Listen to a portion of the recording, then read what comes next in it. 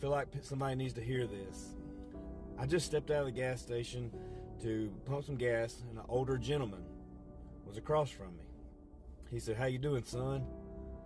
I said, "Doing good, and yourself?" And if anybody knows you're from the South, that tells you right there he's got kids, he's got a family, and he's a good man when they call you son.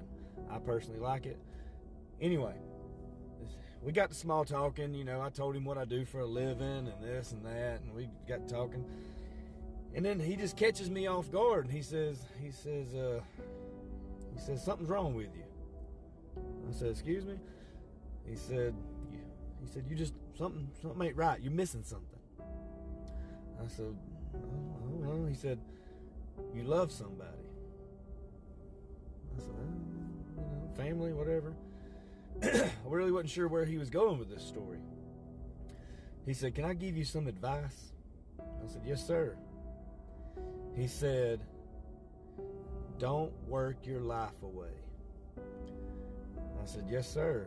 He said, "I'm 79 years old." He said, "I buried my wife when I was 75 to cancer." I said, "Yes, sir." He said, on her deathbed, she looked at me holding my hand and told me, "Baby, I wish you wouldn't have worked your life away, because I promise you, we could have had the bare minimum, and I would loved you just as much. I wish I had all that time back that you spent on the road working." I sat down in my truck and I cried my eyes out. Because that's all the fuck we do. That's all we do. Work. Bills pile up. Hospital bills, you know, everything. Everything just piles up on us this day and age. Taxes.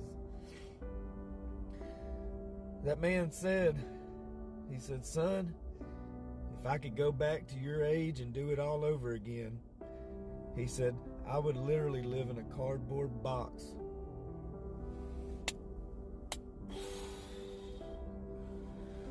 So I could hold my wife again. He said, "I miss that woman." I said, "Good Lord."